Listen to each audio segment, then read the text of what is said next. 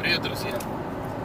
Поездка в Карелию начинается с того, что такелаж, который я в течение 40 минут навязывал на багажник и притягивал им пенки, стол и стул, не выдержал стылого, сурового напора, стылого августовского ветра. И, в общем, все улетело. Мы теперь без стола, без моего стула и без одной из двух пенок. Ну ничего страшного, хоть оно и улетело все на МКАДе на скорости в 100 км в час, но никого не задело, ни в какую аварию из-за этого никто не попал. Ну а мы просто уехали дальше, потому что вы сами понимаете, что из левого ряда на МКАДе что-то там улетевшее выуживать — это верное самоубийство. В общем, дорога начинается весело. Посмотрим, что будет дальше. Уже пробка.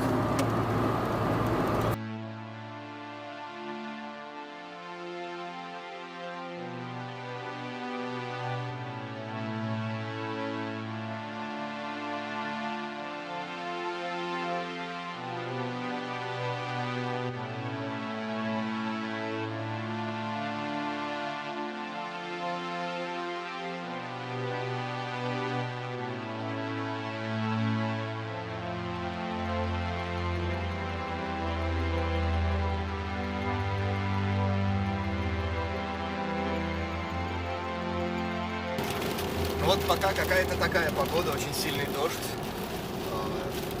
Не знаю, что будет дальше, но оптимизма она особо не внушает, конечно, на данный момент.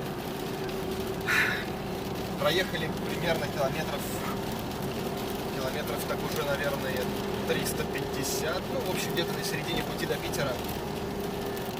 Идем очень неплохо. Движение плотное, но без пробок. Единственное, что напрягает, это погода. Ну и немножко печалит, конечно, потеря стола и пенки. И стула. Да черт с ним, со стулом, ладно, пенка — это беда.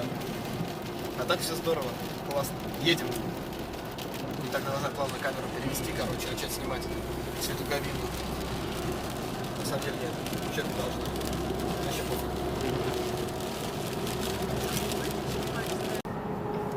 Вперед. Так, время 12 часов. Наконец-то распогодилось, голубое небо, дожди все ушли в сторону. Настроение прекрасное, едем отлично. Средний расход у меня получается чуть больше 11 литров, чему я очень рад, потому что я рассчитывал на больший расход. Но он получается поменьше, чем зимой в нашем путешествии на север, а потом в Казань. Видимо, потому что все-таки машина чуть меньше нагружена, все-таки тогда было 4 мужика, а сейчас только 2 и 2 девчонки. Соответственно, разница где-то килограмм, наверное, 50, а может больше. Ну, плюс как-то, видимо, швырда, что ли, полегче получается. В общем, отлично, это очень хорошо, это меня радует, потому что чем меньше расход, тем лучше, естественно. Вот. Ориентировочно прибудем в Лумиваар или Латынпохи, я не помню. В Лумиваар, ну, часиков через 6-7 край, где-то так. Тьфу-тьфу, если не будет пробок никаких. Единственное, что, конечно, на КАДе можно встрять. Ну и надо заехать в магазин и купить пеночку и стольчик взамен утерянных. Ну и какой-нибудь, может, стол посмотреть, не знаю пока. Надо, в общем, этот вопрос обязательно решить, а то ребятам будет не на чем спать. Я же не свою пенку потерял, а чужую. Вот. Ну, это издержки, бывает, случается. Ничего страшного. В общем, едем. Угу.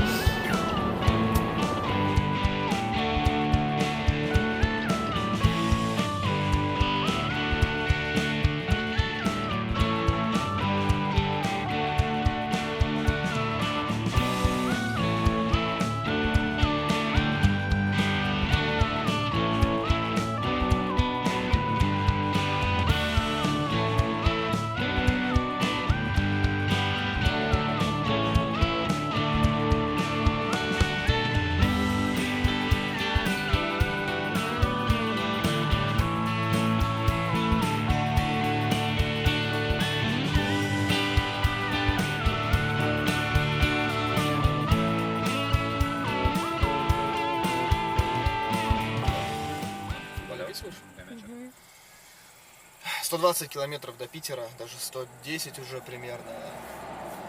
Судя по навигатору, какой-то ремонт моста. Стоим уже, наверное, больше часа. Проехали за это время несколько километров всего. Печально. Очень это выбивает из графика. Но есть и хорошие моменты. Очень, например, активно народ противодействует тем, Сними зеркало, может быть, будет видно. Я сейчас стекло опущу. Тем, кто едет по обочине.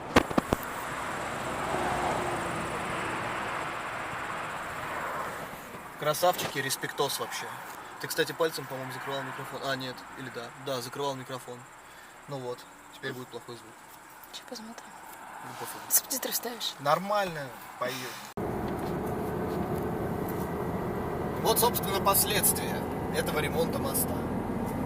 Ничего особенного, просто поставили светофор очень долгий и оставили одну полосу. То есть очень долго едем мы, очень долго едут встречные машины. Ну вот, собственно, с нашей стороны было примерно то же самое.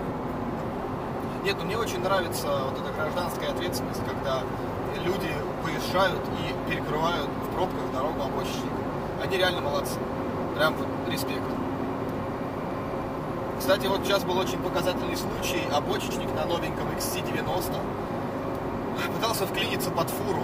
Видимо, водитель, дальнобойщик его не видел. А может быть и видел. В принципе, в данном случае не важно. Да, пробка кончилась, и у нас 641,2. 4 километра пробки. 4 километра пробки на двухполосной дороге. Это я даже боюсь представить, сколько машин. Ну так вот, закончу мысль. Водитель на Volvo с обочины встраивался на дорогу. В этот момент машины поехали, и дальнобойщик, под которого встраивался вольвешник, просто не увидел и бахнул ему весь борт своим углом. То есть человек по собственной инициативе встрял на очень серьезные бабки. Но даже если это каска, это все равно геморрой с заменами порогов, дверей, там, стекол, крыльев, чего еще. Так что не ездите по обочине, ребят, и все у вас будет хорошо. Будьте цивилизованными людьми и уважайте друг друга.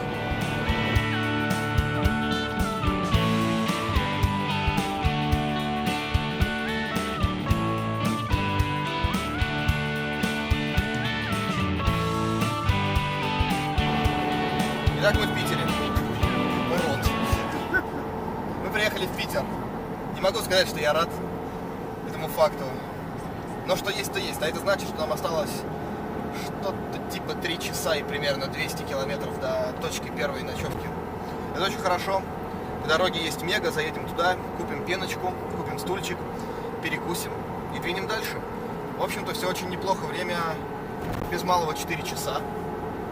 Это значит, что мы движемся в очень даже неплохом темпе. Я реально боялся, что мы приедем гораздо позже в Питер. Ну и, соответственно, уже потом в Лумиваару. Просто пушка. А вот и КАТ с его, как всегда, сумасшедшим движением. Но самое главное, что мы едем, пробок особо нет, хотя перед Мегой, конечно же, плотненько.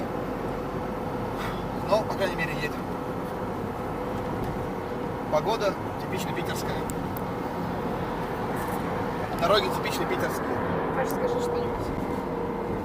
Скажи что-нибудь, кроме моего нытья по поводу того, что Питер не очень. Да, мы решили заехать в Мегу поесть. Ты повторяешь за мной. А ты говорил это уже? Только что сказал. Нет, ты говорил, что в Меге будут пробки. Ты не говорил, что мы туда сказал, хотим? Мы купим пеночку, стульчик и поедим. А, Ну еще одна минутка, Паш. сейчас. Айцхайп.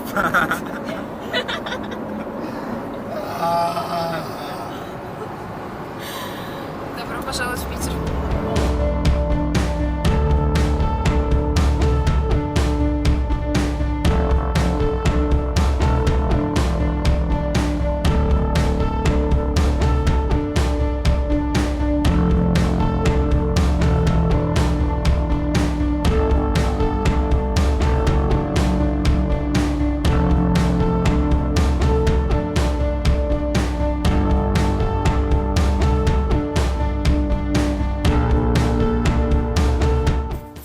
Мы просто остановились в случайном месте около дороги.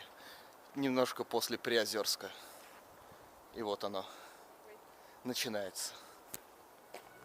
Все как я люблю.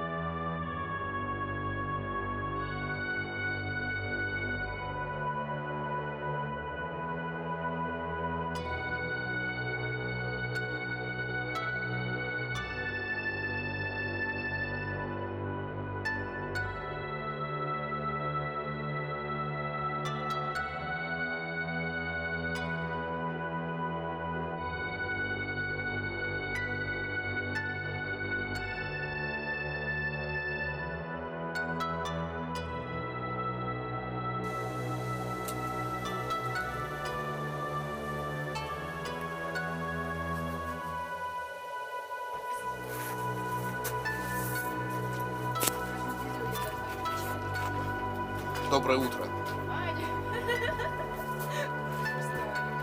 Мы приехали. В Латунпохию. Нет, Лумивара. Нет, да, Лумивара.